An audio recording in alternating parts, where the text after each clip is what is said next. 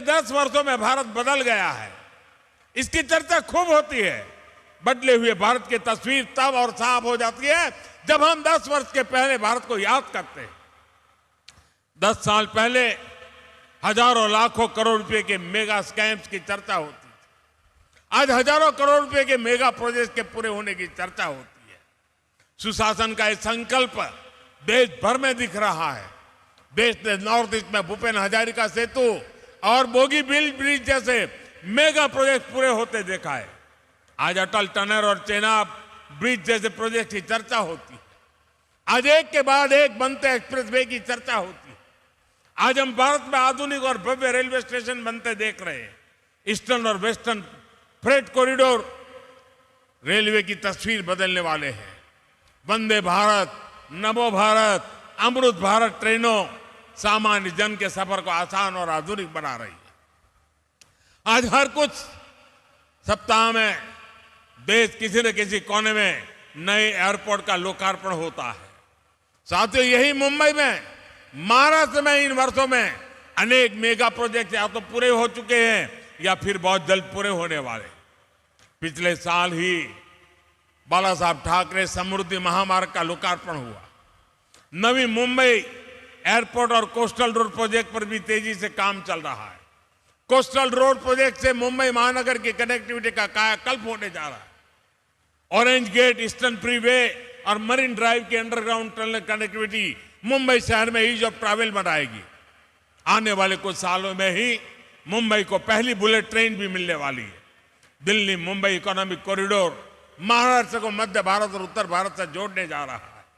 महाराष्ट्र को तेलंगाना, छत्तीसगढ़ और अन्य पड़ोसी राज्यों से जोड़ने के लिए ट्रांसमिशन लाइन नेटवर्क बिछाया जा रहा है। इसके अलावा ऑयल और गैस पाइपलाइन हो, औरंगाबाद इंडस्ट्रियल सिटी हो, नवी मुंबई एयरपोर्ट हो, शैलेंद्र बिडकिन इंडस्ट्रियल पार्क हो, ये बड़ी परियोजनाएं महाराष्ट्र की अर्थव्यवस्था को नई गति देने वाली। मेरे परिवारजनों, आज पूरा देश प्रत्यक्ष देख रहा है कि टैक्स पेयर का पैसा किस तरह देश के विकास लग रहा है। लेकिन देश पर दशकों तक शासन करने वालों ने देश का समय और टैक्स पेयर का पैसा दोनों ही की परवाह नहीं की है।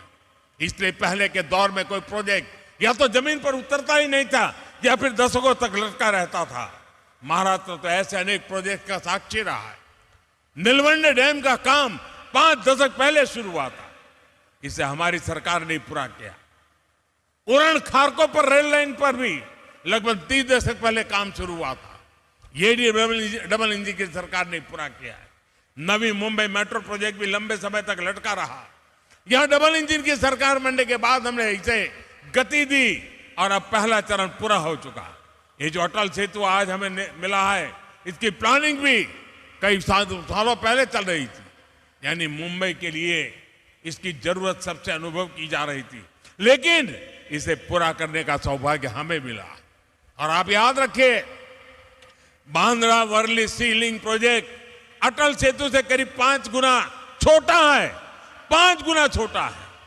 पहले की सरकार में उसको बनते बनते 10 साल से ज्यादा लगे थे और बजट 4-5 गुना अधिक बढ़ गया था। ये तब सरकार चला रहे लोगों के काम करने का तरीका था। आज भारत का विकास 2 पटरियों पर एक साथ हो रहा है। आज एक तरफ गरीब का जीवन बेहतर बनाने के लिए महाअभियान है, तो दूसरी तरफ देश के कोने कोने में चल रही महापरियोजनाएं। हम अटल पेंशन योजना भी चला रहे हैं और अटल सेतु भी बना रहे हैं। हम आयुष्मान भारत योजना भी चला रहे हैं और वंदे भारत, अमृत भारत ट्रेन भी बना रहे हैं। हम पीएम किसान सम्मान निधि भी दे रहे हैं और पीएम गति शक्ति भी बना रहे हैं। आज का भारत ये सब कुछ एक साथ कैसे कर पा रहा है? इसका जवाब है नियत और निष्ठा। हमारी सरकार की नियत साफ है। आज सरकार की निष्ठा सिर्फ और सिर्फ देश के प्रति और देशवासियों के प्रति है। और जैसी नियत होती है, जैसी निष्ठा होती है, वैसे ही नीति भी होती है, और जैसी नीति होती है वैसी रीति भी होती है। जिन्होंने लंबे समय तक देश पर शासन किया, उनकी नियत और निष्ठा दोनों सवाल के घेरे में रही है। उनकी नियत सिर्फ सत्ता हासिल करने की रही, वोट बैंक बनाने की रही, अपनी तिजोरियां भरने की रही। उनकी निष्ठा देशवासियों के प्रति नहीं, बल्कि सिर्फ और सिर्फ अपने परिवारों को आगे बढ़ाने तक ही सीमित रही। इसलिए वो न विकसित भारत के बारे में सोच सके, न आधुनिक इंफ्रास्ट्रक्चर को लक्ष्य बना सके, इससे देश का कितना नुकसान होता है ये जानना भी जरूरी है। मैं आपको एक आंकड़ा देता हूं। 2014 से पहले के 10 सालों में इंफ्रास्ट्रक्चर के लिए सिर्फ 12 लाख करोड़ रुपए बजट दिया गया था, जबकि हमारी सरकार ने 10 वर्षों में हमने 44 लाख रुपए का बजट इंफ्रास्ट्रक्चर के लिए दिया है। तभी तो आज देश में इतने बड़े बड़े प्रोजेक्ट चल रहे हैं। महाराष्ट्र में ही केंद्र सरकार करीब 8 लाख करोड़ रुपए के इंफ्रास्ट्रक्चर प्रोजेक्ट या तो पूरा कर चुकी है या उन पर काम चल रहा है।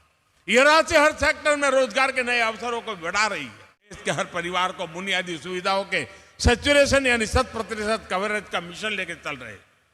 विकसित भारत संकल्प यात्रा के तहत आज मोदी की गारंटी वाली गाड़ी देश के कोने कोने में पहुंच रही है।